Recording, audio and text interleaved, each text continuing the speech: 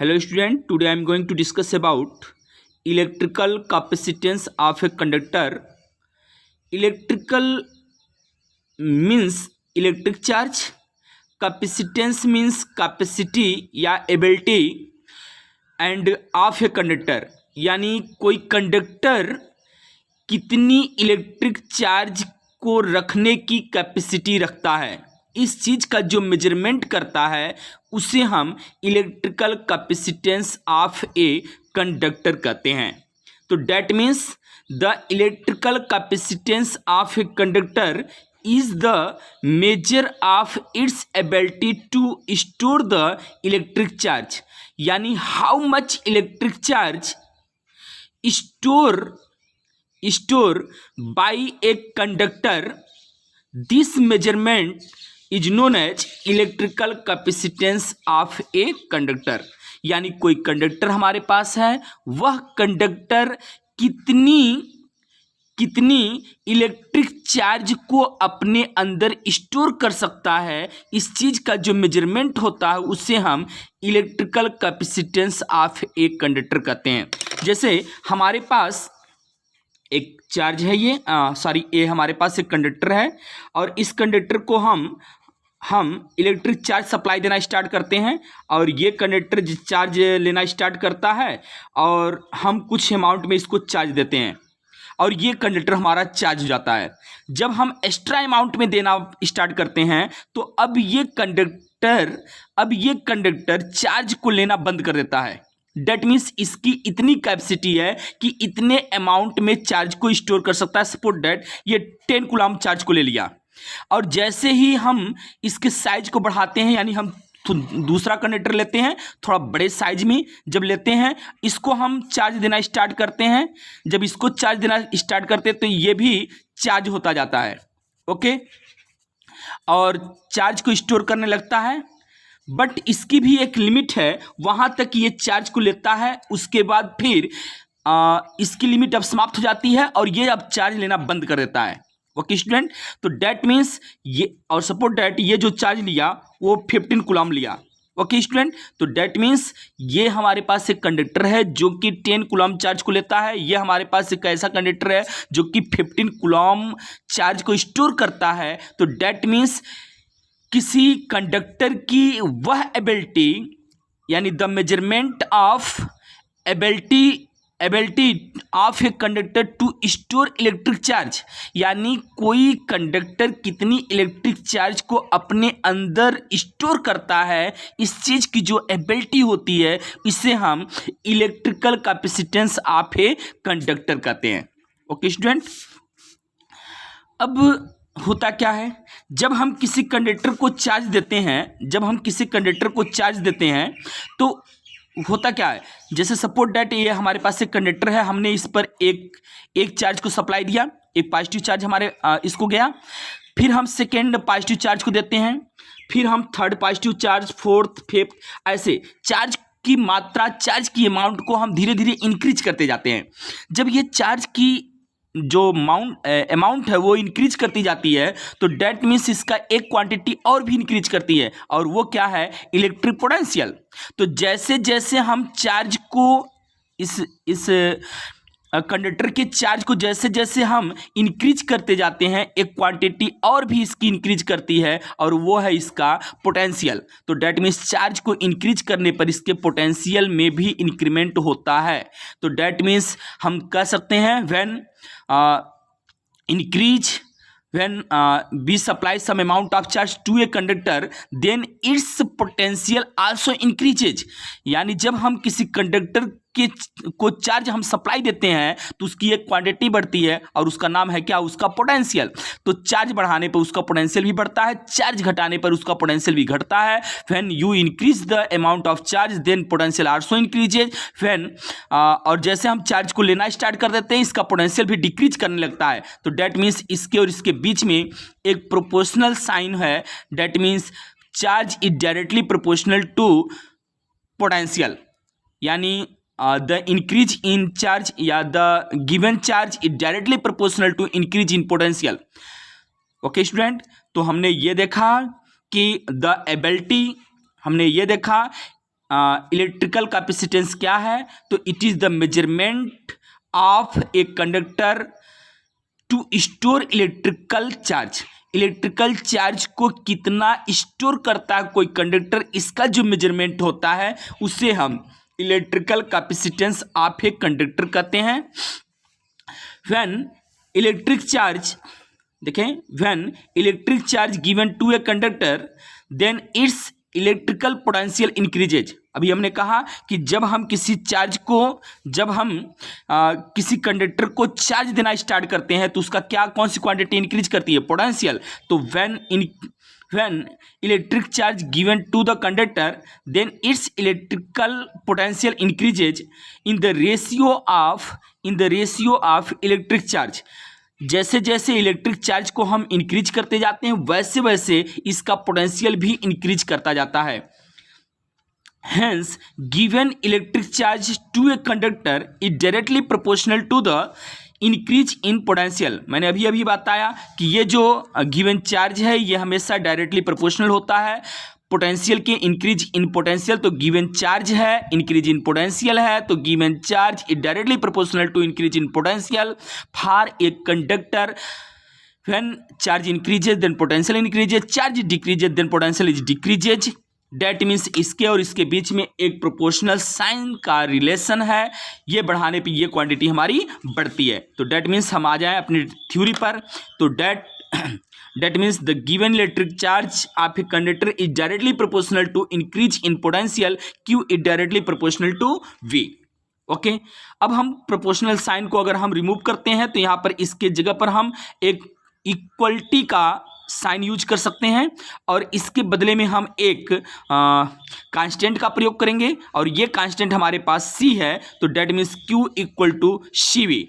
Okay, q given charge है, c increase in potential है and v increase in potential है और c behaves as a proportionality constant. Okay, यहाँ से अगर हम c के लिए रिलेशन बनाना चाहते हैं तो यहाँ पर v मल्टीप्लिकेशन में इधर जाएगा तो डिनोमिनेटर में चला जाएगा। Then c equal to q upon v। Okay student, c equal to what, q upon v।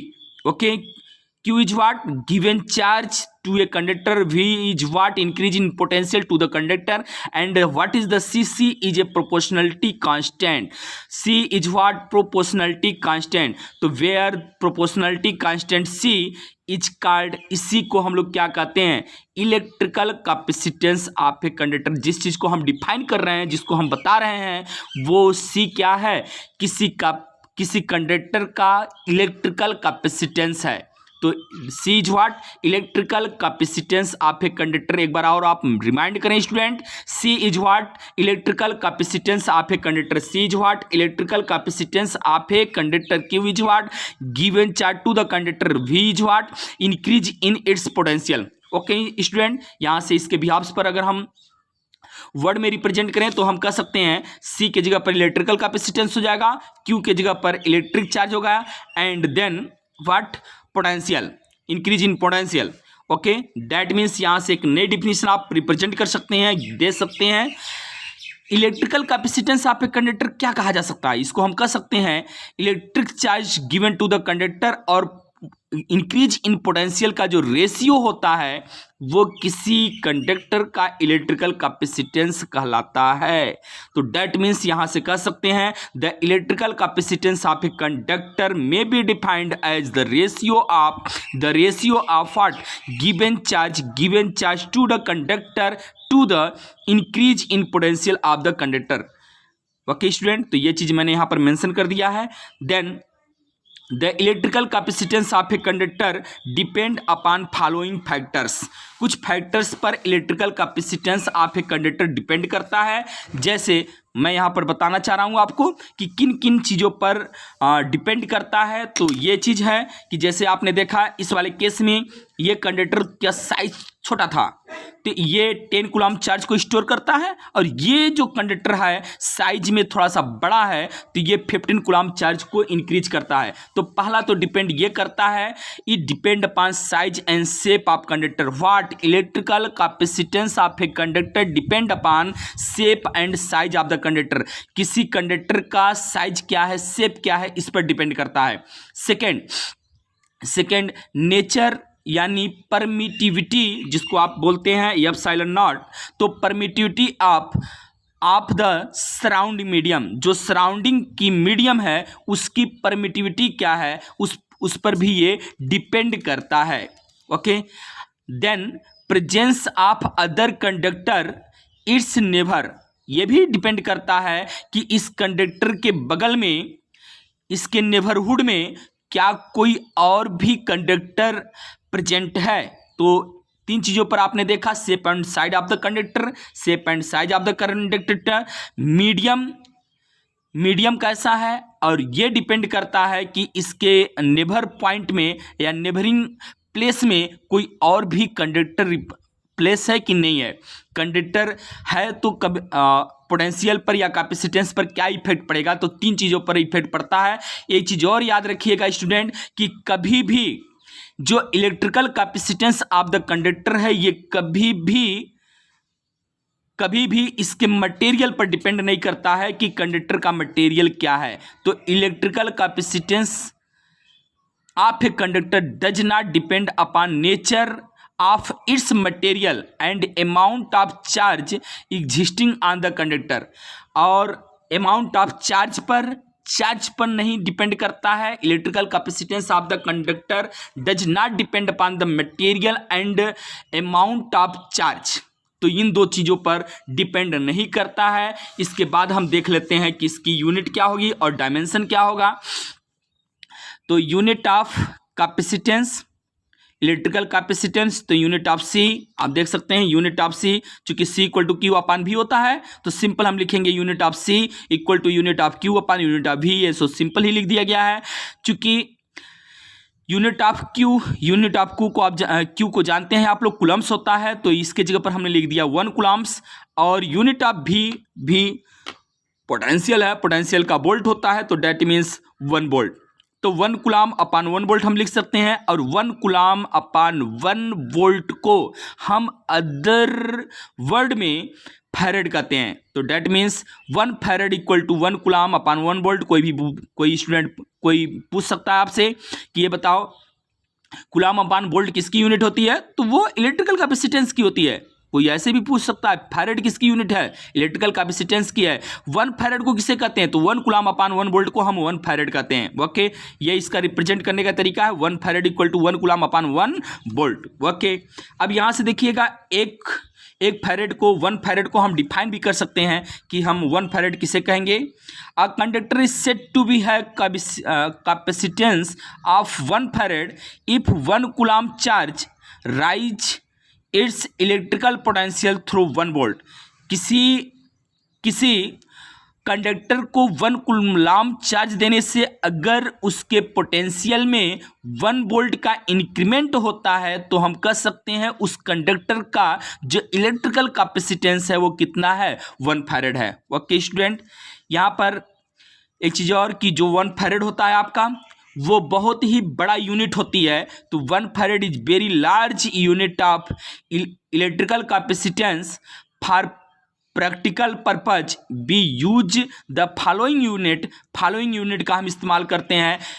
जो फैरेड होता है वो बहुत बड़ी यूनिट होती है, कूलम ही चूंकि कूलम ही आपकी बड़ी यूनिट है, कूलम बड़ी यूनिट होने से फैरेड भी बड़ी यूनिट है, इसलिए हम यहाँ पर फैरेड की जगह पर मिली फैरेड, माइक्रो फैरेड और पिको फैरेड का इस्तेमाल करते हैं। जैसे 1 मिली फैरेड, ये आपका सिंबल है, 1 milli farad equal to 10⁻³ farad, 1 micro farad 10⁻9 farad and 1 pico farad equal to 10⁻12 farad. इसके बाद एट लास्ट पॉइंट है आपके पास डायमेंशन ऑफ सी हम कैसे निकालेंगे, तो डायमेंशन ऑफ क्यू, चूंकि ऊपर आपके पास क्यू है तो क्यू का dimension q equal to IT होता है, IT का मतलब स्टूडेंट 80 होता है, अपान V मतलब होता है पोटेंशियल को हम वर्क अपान चार्ज लिख सकते हैं। वर्क का हो जाएगा mL²T⁻⁻² अपान चार्ज का AT, चूंकि ये भी चार्ज है और ये इसको रिमूव करके हम ऊपर ले जाएंगे तो यहाँ हो जाएगा A² T⁻A² T²।